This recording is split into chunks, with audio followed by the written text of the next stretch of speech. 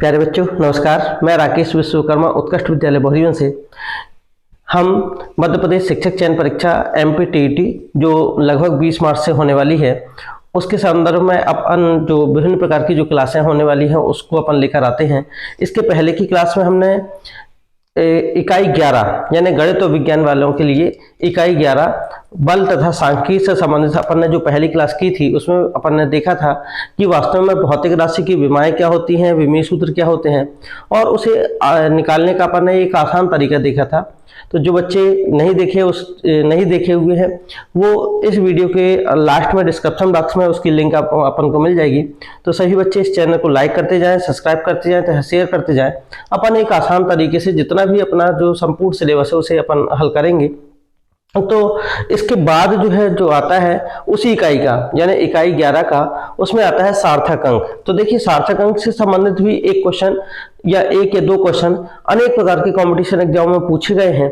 कौन कौन से क्वेश्चन पूछे जाते हैं, उनको निकालने का तरीका क्या होता है, उसके नियम क्या होते हैं सार्थक अंक के निकालने के, वो अपन यहाँ पर देखेंगे। तो देखिए सबसे पहले यहाँ पर सार्थक अंक है। सार्थक अंक को निकालते समय हमें उसके कुछ नियम याद रखने रहते हैं कि कौन कौन से नियम के आधार पर हम सार्थक अंक ज्ञात करें। तो देखिए सबसे पहले सार्थक अंक होते क्या हैं। तो हम किसी भी राशि के मान को यथार्थपूर्वक लिखने के लिए जिन अंकों की आवश्यकता होती है उसे अपन उसका क्या बोलते हैं, सार्थक अंक कह देते हैं। यानी कुल मिला के हम ये कह सकते हैं कि किसी राशि की माप में शुद्ध रूप से प्राप्त अंकों को ही अपन क्या बोलते हैं, सार्थक अंक कहते हैं। उसको निकालते समय कौन कौन सी सावधानी रखनी चाहिए और कैसे हम आसान तरीके से याद कर सके उसके कुछ नियम अपन देखते हैं। सबसे पहले यहाँ पर यह बतलाया गया है कि दो अशून्य संख्याओं के समस्त अंक सार्थक अंक होते हैं। तो हम जानते हैं कि यहाँ पर देखा जाए तो यहाँ पर जो अशून्य अंक शब्द का प्रयोग किया गया है, अशून्य अंक ये दिया गया है यहाँ पर अशून्य अंक। तो अशून्य का मतलब जिसमें शून्य ना हो, ऐसा देखा जाए तो अपन यदि गणित में देखें तो अशून्य अंक कौन कौन से होते हैं, 1 2 3 4 5 6 7 8 और 9, ये अशून्य अंक कहला जाते हैं। पहला नियम ये कहता है कि दो अशून्य अंक के समस्त अंक सार्थक अंक में होते हैं। जैसे लिखा है यहाँ पर 3 4 5, ठीक है। तो यहाँ पर ये अशून्य अंक है, ये सभी सार्थक अंक में होंगे। तो इसमें सार्थक अंकों की संख्या कितनी हो जाएगी, यहाँ पर 3 हो जाएगी। यहाँ पर लिखा हुआ है 5 6 8, यहाँ पर 9 1, तो यहाँ पर सार्थक अंकों की संख्या कितनी हो जाएगी, 1 2 3 4 5, कितनी हो जाएगी, यहाँ पर 5 हो जाएगी। तो वही पहला नियम जो कहता है दो अशून्य संख्याओं के समस्त अंक सार्थक अंक होते हैं, अर्थात यहाँ पर ये सभी सार्थक अंकों में गिने जाएंगे। यहाँ पर सार्थक अंकों की संख्या 3 हो गई, यहाँ पर सार्थक अंकों की संख्या कितनी हो जाएगी, 5 हो जाएगी, ठीक है। चलिए दूसरा अपन यहाँ पर नियम देखते हैं। राशि के सार्थक अंकों की संख्या पर दशमलव की स्थिति का कोई प्रभाव नहीं पड़ता है। अर्थात यदि हम देखें यहाँ पर हमने देखा कि लिखा था 345 के सार्थक अंक कितने थे, 3। यहाँ पर 5 6 8 9 1 में सार्थक अंक कितने थे, 5। यदि हम यहाँ पर दशमलव लगा दें, 0.345 0 तो भी सार्थक अंक कितने होंगे, 3, ठीक है। हम यदि यहाँ पर लिख दें 3.455 तो भी सार्थक अंक कितने होंगे, 3। यहाँ पर अपन ये लिख दें कि 3 4.5 तो भी सार्थक अंक कितने होंगे, 3। वो ये कह रहा है कि आप दशमलव को कहीं पर भी लगा दें, उसके सार्थक अंकों पर कोई प्रभाव नहीं पड़ेगा। तो यहाँ पर भी सार्थक अंक कितने हैं, 3 है, जो कि दशमलव यहाँ लगा हुआ है। यहाँ पर दशमलव लगा हुआ है तो सार्थक अंक 3 है। यहाँ पर दशमलव लगा है तो भी सार्थक अंक कितने हैं, 3 है। यदि हम जैसे ये देखें इसमें हम यहाँ पर दशमलव लगा दें तो भी सार्थक अंक कितने होंगे, 5 होंगे। यहाँ पर लगा देते तो भी सार्थक अंक कितने होंगे, 5 होंगे। तो वही है कि राशि के सार्थक अंकों की संख्या पर दशमलव की स्थिति का कोई प्रभाव नहीं पड़ता है। तो ये हो जाएगा इसका दूसरा नियम। चलिए तीसरा देखते हैं। यदि दशमलव के पूर्व कोई अशून्य अंक होते हैं, दशमलव के पूर्व कोई अशून्य अंक होते हैं तो सभी शून्य सार्थक अंक में गिने जाते हैं। मान लो यहाँ पर लिखा हुआ है कि 0.0034 और यहाँ पर हम लिखते हैं 2, ठीक है। यहाँ पर क्या लिखते हैं, 2। यदि दशमलव के पूर्व कोई अशून्य अंक, ये देखिए दशमलव के पूर्व अशून्य अंक है, अशून्य अंक यानी 1 2 3 4 5 6 7 8 9, तो क्या कहता है, तो सभी शून्य, इसके बाद के जो भी सभी शून्य होंगे सार्थक अंक में गिने जाएंगे। यानी यहां पर सार्थक अंकों की संख्या कितनी हो जाएगी, 1 2 3 4 5 बराबर सार्थक अंक कितने हो जाएंगे, 5 हो जाएंगे। ठीक है, और भी अपन लिख सकते हैं 35.00002। चलिए गिनिए कितने हैं, यहाँ पर दशमलव के पूर्व अशून्य अंक है ये दोनों। अब ये सभी शून्य सार्थक अंकों में गिने जाएंगे, यानी कितने हो जाएंगे, 1 2 3 4 5 6 7। सार्थक अंकों की संख्या कितनी हो जाएगी, 7 हो जाएगी। ठीक है, तो ये था अपना कौन सा, तीसरा नियम। अगला कहता है अंतिम अशून्य संख्या के सभी शून्य, अंतिम अशून्य संख्या के सभी शून्य सार्थक अंक में, सभी शून्य सार्थक अंकों में गिने जाते हैं। यानी यदि यहाँ पर लिखा हुआ है, मान लो लिखा है यहाँ पर 2500, ठीक है 2500, ठीक है। अब क्या कहता है अंतिम अशून्य संख्या, अंतिम अशून्य संख्या क्या है, 5 के बाद के सभी शून्य, इसके बाद के 2 शून्य और हैं, वो सभी सार्थक अंकों में गिने जाएंगे। यानी यहाँ पर सार्थक अंकों की संख्या कितनी हो जाएगी, 4। सार्थक अंकों की संख्या कितनी हो जाएगी, 4। यदि हम लिख दें 700 तो यहाँ पर सार्थक अंकों की संख्या कितनी हो जाएगी, 3। ठीक है, इस प्रकार से ये अपना चौथा नियम था। अगला कहता है प्रथम अशून्य संख्या के बाईं ओर के सभी शून्य सार्थक अंकों में नहीं गिने जाते। प्रथम अशून्य संख्या के बाईं ओर के सभी शून्य, प्रथम अशून्य संख्या मान लो यहाँ पर हो गई 2, ठीक है। अब के सभी शून्य, इसके बाईं ओर के सभी शून्य सार्थक अंकों में नहीं गिने जाते, तो यहां पर अपन लिख दे सकते हैं यहां पर 0 0 और यहां पर हम दशमलव लगा दें। ठीक है, यहां पर दशमलव लगा दें तो यहां पर सार्थक अंक की संख्या कितनी हो जाएगी, यहां पर अपन लिख सकते हैं, देखिए 1 2 3 दशमलव के बाद भले 3 अंक है। नियम क्या कह रहा है कि प्रथम अशून्य संख्या के बाईं ओर के जो भी शून्य होंगे वो सार्थक अंकों में नहीं गिने जाएंगे, अर्थात सार्थक अंकों की संख्या कितनी हो जाएगी, 1। सार्थक अंकों की संख्या कितनी हो जाएगी, यहाँ पर 1 ही होगी। ठीक है, यानी बाईं ओर के इस साइड के जितने भी शून्य होंगे वो सार्थक अंक में नहीं गिने जाएंगे, चाहे दशमलव लगा हो और चाहे दशमलव ना लगा हो। ठीक है भाई, दशमलव नहीं लगा तो उसका कोई मतलब ही नहीं होता।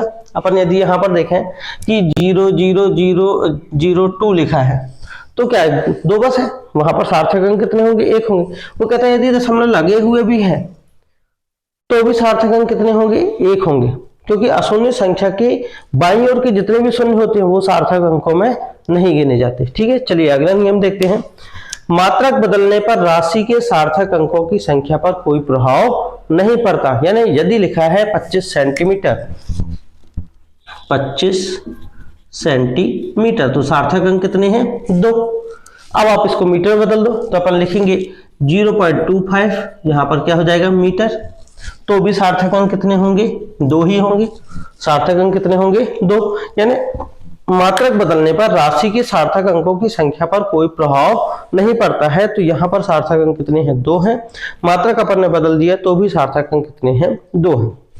ठीक है, इसमें एक और पूछा जाता है कि यदि किसी संख्या को सार्थक अंक में लिखे तो 10 और 10 की घात को भी सार्थक अंकों में नहीं पढ़ा जाता है। जैसे लिखा है यहाँ पर 2 × 10 की घात 4, तो यहाँ पर सार्थक अंक कितने होंगे, 1 होंगे। सार्थक अंक कितना होगा, 1। ठीक है, लेकिन यदि यह राशि, यानी यहाँ पर ये बतलाया जाता है कि यदि कोई राशि मापने के द्वारा प्राप्त होती है तो उसे उसके शून्य भी सार्थक अंक में क्या है, गिन लिए जाते हैं। तो यहाँ पर अपन इसको देखेंगे, ये कुछ उदाहरण दिए गए हैं, उन उदाहरण से अपन देखते हैं। जैसे लिखा है, आप लोग कमेंट बॉक्स पर लिखते जाइएगा, ठीक है, किस में सार्थक अंकों की संख्या कितनी होगी। चलिए देखते हैं अपन। पहला है 14.30 सेंटीमीटर में सार्थक अंकों की संख्या कितनी होगी, कमेंट बॉक्स पर लिखें कितनी होगी। चलिए निकालिए कितनी होगी। ठीक है, कितना आया दिमाग में, चलिए सही है, जिन जिनका 4 आया है वो बिल्कुल क्या है, सही है। कितनी होगी इसमें सार्थक अंकों की संख्या कितनी होगी, 4। ठीक है, क्यों, क्योंकि यहाँ पर कितना है, 14.30 है। तो अशून्य संख्या के दाईं ओर के शून्य सार्थक अंक में गिने जाते हैं, तो ये वास्तव में गिने जाएंगे, यानी कितने होंगे, 4 होंगे।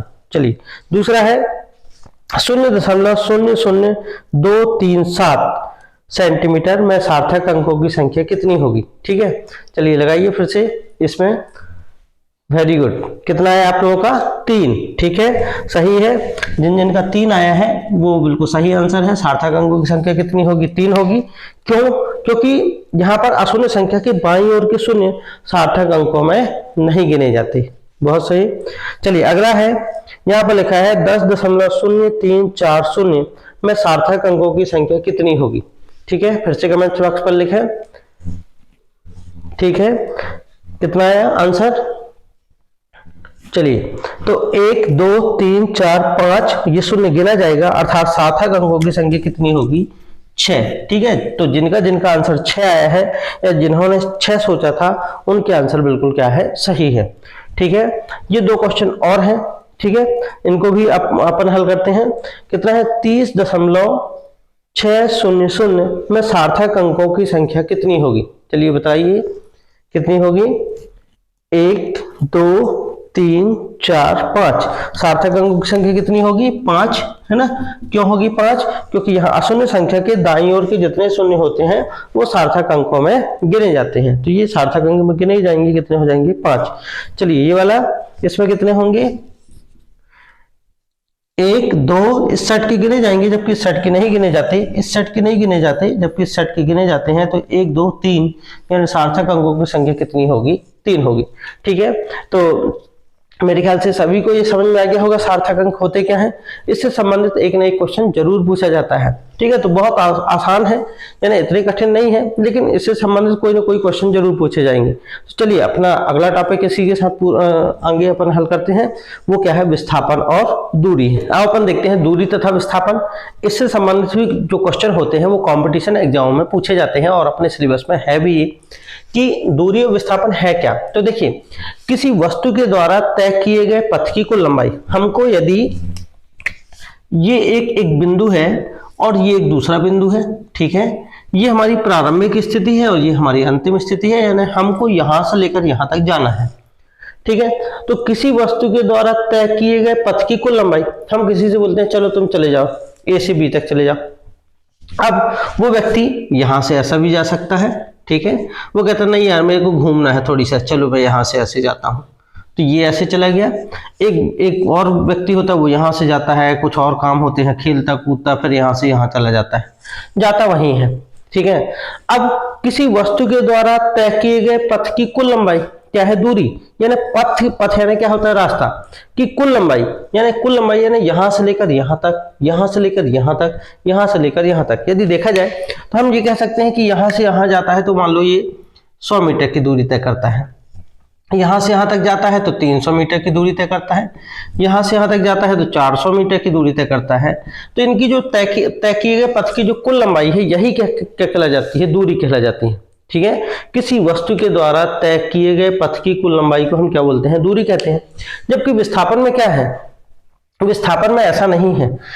किसी वस्तु की प्रारंभिक और अंतिम स्थिति का अंतर, प्रारंभिक स्थिति ये है और अंतिम स्थिति ये है, यदि वो बिल्कुल सीधे सीधे जा रहा है ऐसा, तो ये क्या है? विस्थापन है। यही क्या है? विस्थापन है। तो देखिए यहां पर ये दूरी भी है, यहां पर ये विस्थापन भी है, यानी विस्थापन बराबर कितना है? 100 मीटर है, दूरी बराबर भी कितना है? 100 मीटर है। लेकिन ये विस्थापन नहीं है, ये भी विस्थापन नहीं है। ठीक है, तो किसी वस्तु के द्वारा तय किए गए पथ की कुल लंबाई को हम क्या बोलते हैं? दूरी। तो ये क्या है? दूरी है। ये भी क्या है? दूरी है। ठीक है, लेकिन ये वाला क्या है? विस्थापन है। तो ये दूरी भी है, विस्थापन भी है। तो यहां पर क्वेश्चन ये उठता है कि दूरी और विस्थापन में मेन अंतर होते क्या है? तो देखिए यहां पर सबसे पहले ध्यान दीजिएगा कि चूंकि विस्थापन में दिशा बिल्कुल निश्चित होती है, दिशा क्या है? निश्चित है, उसको यहां से यहां तक जाना है, तो विस्थापन क्या है? सदिश। यहां पर अपन याद रख सकते हैं कि जो विस्थापन है वो क्या है? सदिश राशि है। कौन सी राशि है? सदिश, क्योंकि उसमें दिशा निश्चित है। दूरी में दिशा निश्चित नहीं है, तो दूरी क्या है? अदिश राशि है। दूरी कौन सी राशि है? अदिश, क्योंकि उसकी कोई दिशा निश्चित नहीं है, वो यहां से ऐसे घूमते घामते जा रहा है, यहां से ऐसे जा रहा है, तो वो कौन सी राशि कहला जाएगी? अदिश राशि कहला जाएगी। ठीक है, तो विस्थापन कौन सी राशि है? सदिश, और दूरी कौन सी राशि है? अदिश। दूसरा, अब यहां पर यह भी पूछा जाता है कि क्या विस्थापन बड़ा होता है कि दूरी बड़ी होती है? तो ध्यान दीजिएगा, एक ऐसी कंडीशन होती है जहां पर दोनों बराबर होते हैं। यानी इस कंडीशन को अपन क्या बोलते हैं, ये दूरी भी है, इस कंडीशन को क्या बोलते हैं, विस्थापन भी है। लेकिन दूरी विस्थापन के बराबर हो सकती है, लेकिन या फिर उससे सदैव बड़ी होगी।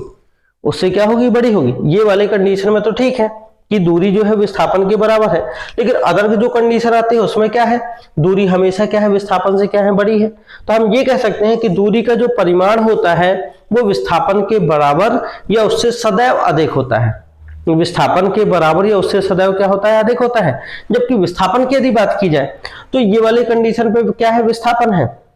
लेकिन अब इसका मार्ग तो केवल यही है, दूरी तो अनेक हो गए। तो हम ये कह सकते हैं कि विस्थापन का जो परिमाण है वो दूरी के या तो बराबर होता है या उससे सदैव क्या होता है, छोटा होता है, या उससे सदैव क्या होता है, छोटा होता है। तो ये भी अपन कह सकते हैं। तो अपन ये कह सकते हैं दूरी विस्थापन के बराबर या उससे सदैव बड़ी होती है, और विस्थापन दूरी के बराबर या उससे सदैव क्या होती है, छोटी होती है। दूसरा अपन ये कह सकते हैं कि चूंकि विस्थापन में क्या है कि यदि कोई व्यक्ति यहां है, वो यहीं के यहीं रहा है, तो विस्थापन कितना हो गया, जीरो। विस्थापन कितना हो गया, जीरो। या वो यहां जाता है फिर से यहीं पर लौट के आ जाता है, तो विस्थापन कितना हो गया, जीरो। ठीक है। तो हम ये कह सकते हैं कि चूंकि विस्थापन सदिश है तो ये धन की भी हो सकती है, ऋण की भी हो सकती है, और शून्य भी हो सकता है। विस्थापन जो है धनात्मक, ऋणात्मक या शून्य हो सकता है। क्यों? क्योंकि यदि किसी व्यक्ति को यहां जाने के लिए हम बोले हैं 100 मीटर और वो उल्टा चला गया इस साइड 100 मीटर, तो अब उसकी जो दूरी होगी सी से लेकर बी तक की जो दूरी होगी वो तो और अभी कितना जाना था, केवल 100, अब कितना जाना पड़ेगा, 100 + 100 यानी कितना हो गया, 200। वो तो उल्टा चला गया, तो यानी हम क्या हो गए, ऋणात्मक में पहुंच गए। यदि उसी दिशा में जा रहा है तो क्या है, प्लस में है, और वो यहां जाके कुछ दूर जाता है, वो यहीं के यहीं आके फिर रुक जाता है, तो कितना हो गया, जीरो। क्योंकि प्रारंभिक स्थिति वही हो गई, अंतिम स्थिति भी वही हो गई, तो उसका परिमाण कितना हो जाएगा, जीरो। तो विस्थापन धनात्मक, ऋणात्मक या शून्य हो सकता है। जबकि यहां पर ये कह सकते हैं कि दूरी चूंकि आदेश राशि है, वो कहीं भी जाए वो तो सदैव प्लस की मानी जाएगी। ठीक है। तो दूरी सदैव क्या होती है, धनात्मक होती है।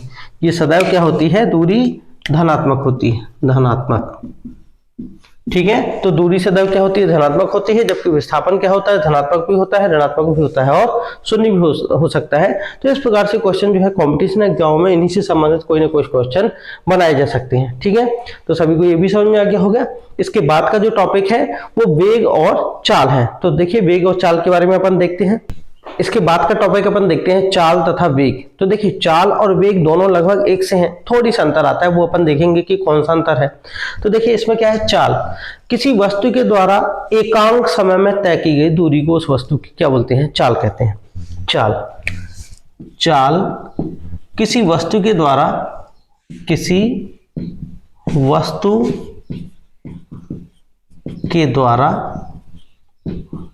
एकांक समय में तय की गई दूरी।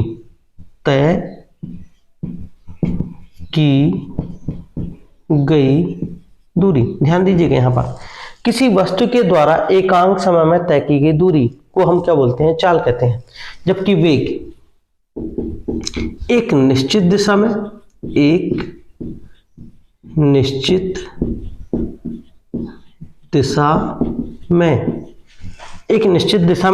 किसी वस्तु के द्वारा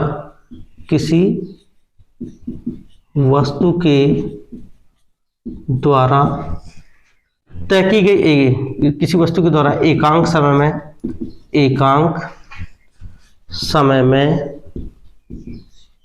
तय की गई दूरी को उस वस्तु की क्या बोलते हैं, उस वस्तु का वेग कहते हैं। उस वस्तु का क्या बोलते हैं, वेग। चलिए दोनों परिभाषाएं बिल्कुल एक जैसी समझ में आ रही होगी। अब थोड़ी सा अंतर समझ में आ रहा होगा। क्या अंतर है, बहुत सही पहचाना आप लोगों ने। एक निश्चित दिशा में किसी वस्तु के द्वारा तय की गई जो दूरी होती है उस वस्तु का वेग कहला जाती है। यानी यदि उसमें दिशा निश्चित है, यदि दिशा निश्चित है तो ये कौन सी राशि है, सदिश। कौन सी राशि है, सदिश। इसमें दिशा निश्चित नहीं है तो कौन सी राशि है, अदिश। कौन सी राशि है? अदिश। ठीक है, तो सभी को समझ में आ गया। वेग कौन सी राशि है? सदिश। वेग कौन सी राशि है? सदिश। चाल कौन सी राशि है? अदिश। वेग सदिश राशि क्यों है? क्योंकि उसमें जो परिभाषा ही है किसी एक निश्चित दिशा में किसी वस्तु के द्वारा एकांक समय में तय की गई दूरी को उस वस्तु का क्या बोलते हैं? वेग कहते हैं। और किसी वस्तु के द्वारा एकांक समय में तय की गई दूरी को उस वस्तु की चाल कहते हैं। चाल में दिशा निश्चित नहीं होती तो वह कौन सी राशि हो जाएगी? अदिश राशि। चूंकि यह सदिश राशि है तो इसका परिमाण क्या होगा? धनात्मक भी होगा, ऋणात्मक भी होगा और शून्य भी होगा। और यानी ये क्या होगी? क्योंकि सदिश है, ध्यान रखिएगा, सदिश है तो धन की भी होगी, ऋण का भी होगा और क्या होगा? शून्य होगा। और चाल सदैव क्या होगी? धनात्मक होगी। क्या होगी? धनात्मक। चाल सदैव क्या होगी? धनात्मक। अब हम कैसे वो यहाँ पर देखें कि वेग धनात्मक होगा या ऋणात्मक होगा या शून्य होगा। तो यहाँ पर अपन एक देखा जाए कि वेग और चाल में सबसे बड़ा अंतर तो सदिश का है। वेग और चाल में सबसे बड़ा अंतर सदिश का है। शून्य कैसे हो सकता है? क्योंकि देखिए एक व्यक्ति, उदाहरण से अपन समझते हैं, ए पर है और मान लो वो 10 किलोमीटर प्रति घंटे की चाल से जा रहा है। वो यहाँ तक 10 किलोमीटर प्रति घंटे की चाल से जाता है और फिर से 10 किलोमीटर प्रति घंटे की चाल से वापस आ जाता है। तो यहाँ से यहाँ तक गया 10, यहाँ से यहाँ तक वापस आया तो कितना हो गया? 10। तो 10 और 10 वो कुल टोटल कितनी दूरी तय की है यहाँ पर? 20 नहीं, 1 घंटे में अपन मान लें, 1 घंटे में, ये भी 1 घंटे में, 1 घंटे में यहां से यहां तक 10 जाता है, 1 घंटे में यहां से यहां तक 10 आता है। तो 2 घंटे में कितना हो गया? 10 किलोमीटर, चूंकि प्रति घंटे की चाल से जा भी रहा है और आ भी रहा है। तो टोटल यदि देखा जाए तो यहां से यहां तक 1 घंटे में तय की गई दूरी उसकी 10 होगी, यहां से यहां तक 10 होगी। तो कुल विस्थापन यदि देखा जाए तो कितना हो गया? 20 हो गया। तो वो क्या हो गया? धन का कहला जाएगा, क्योंकि यदि हम चाल ज्ञात करेंगे तो क्या हो जाएगा? धन का हो जाएगा। ठीक है, लेकिन यदि उसका वेग ज्ञात करेंगे, क्या ज्ञात करेंगे? वेग। तो चूंकि वो यहां से यहां तक जाता है, वापस लौट आता है, उसी स्थिति पर, उसी बिंदु पर वापस आ जाएगा, तो उसका जो वेग है वो कितना हो जाएगा? 0। वेग कितना है? 0। चलिए मैं एक उदाहरण के द्वारा अपन देखते हैं। मान लो ये क्वेश्चन को अपन थोड़ी सा बदलते हैं। एक व्यक्ति 60 किलोमीटर प्रति घंटे की रफ्तार से जाता है ए से बी स्थान तक और 40 किलोमीटर प्रति घंटे की रफ्तार से वापस आ जाता है। 40 किलोमीटर प्रति घंटे की रफ्तार से वापस आ जाता है। ठीक है, ऐसे क्वेश्चन पूछे जाते हैं। 40 किलोमीटर प्रति घंटे और यहाँ पर 60 किलोमीटर प्रति घंटे, यहाँ पर 40 किलोमीटर प्रति घंटे। ए से बी तक 60 किलोमीटर प्रति घंटे की रफ्तार से जाता है और 40 किलोमीटर प्रति घंटे की रफ्तार से वापस आ जाता है। तो उस वस्तु की औसत चाल ज्ञात कीजिए।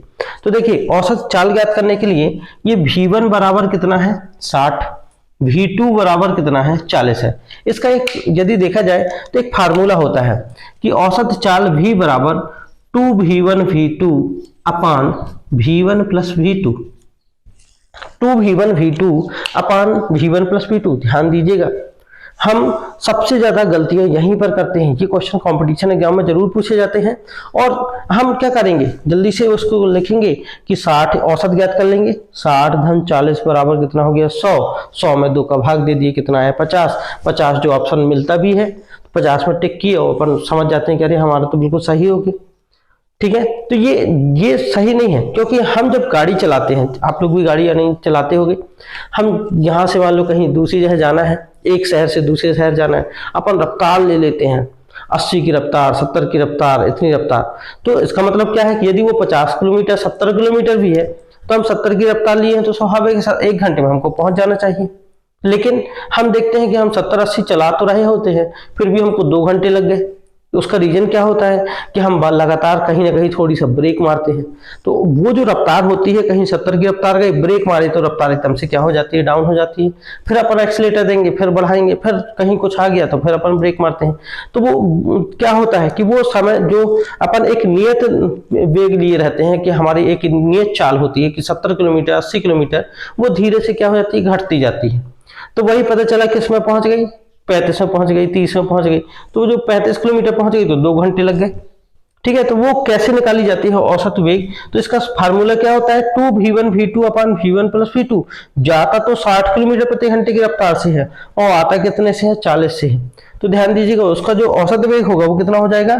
2V1 V2 अपान V1 प्लस V2 बराबर कितना हो जाएगा? 2 V1 का मान कितना है 60, V2 का मान कितना है 40 बटे 60 धन कितना हो जाएगा 40 बराबर कितना हो जाएगा 2 इंटू 16 इंटू 40 अपान कितना हो जाएगा, इनको जोड़ा जाए तो कितना हो जाएगा 100, 1 शून्य 1 शून्य 1 शून्य 1 शून्य, यहाँ कितना आ जाएगा 6 चौके 24 और 24 दूनी कितना हो जाएगा 48 किलोमीटर प्रति घंटे। ये हो जाएगी उसकी औसत चाल। ठीक है, औसत चाल जो होगी वो 48 होगी, जबकि हम टिक किस में लगा रहे थे 50 में, अपन टिक किस में लगा रहे थे 50 में, तो 50 क्या हो गया पूरा गलत हो गया।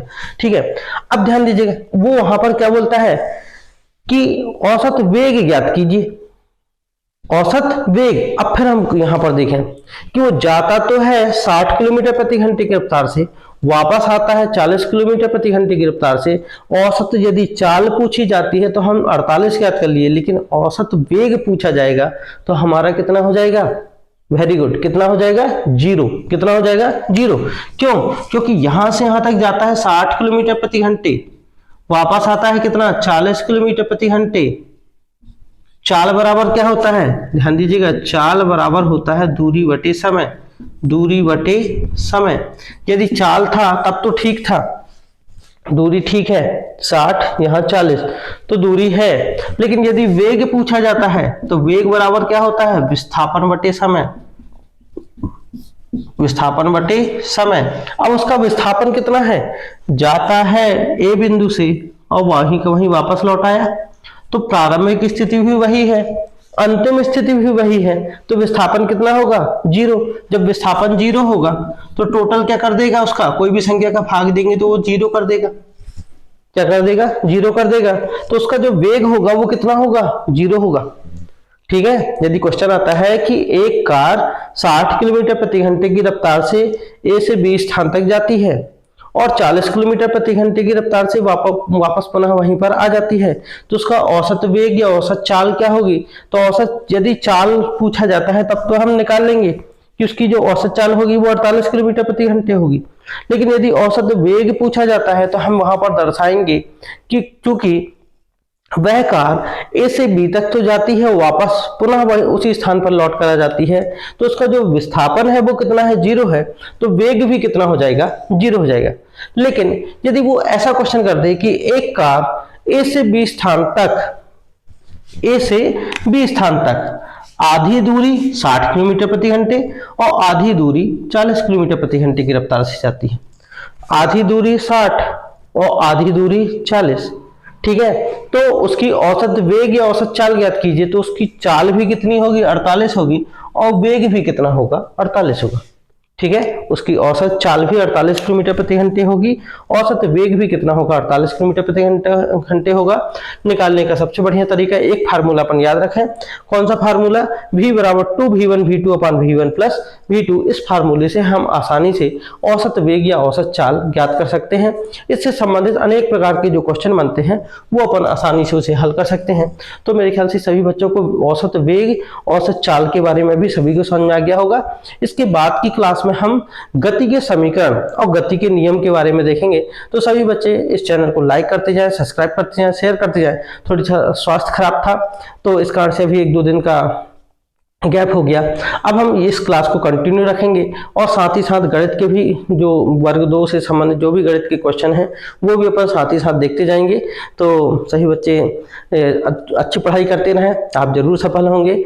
और बहुत ही कम समय बचा है, इसको नोट्स बनाते जाएं, लिखते जाएं, और भी इससे संबंधित जो जो क्वेश्चन आप लोगों को मिला करें कमेंट्स बॉक्स पर जरूर लिखा करें, जो भी होगा अपन उसे हल करने का प्रयास करेंगे। तो सभी बच्चों को एक बार पुनः आपकी जो भी तैयारी चल रही है उसके लिए बहुत सारी शुभकामनाएं। धन्यवाद। जय हिंद, जय भारत।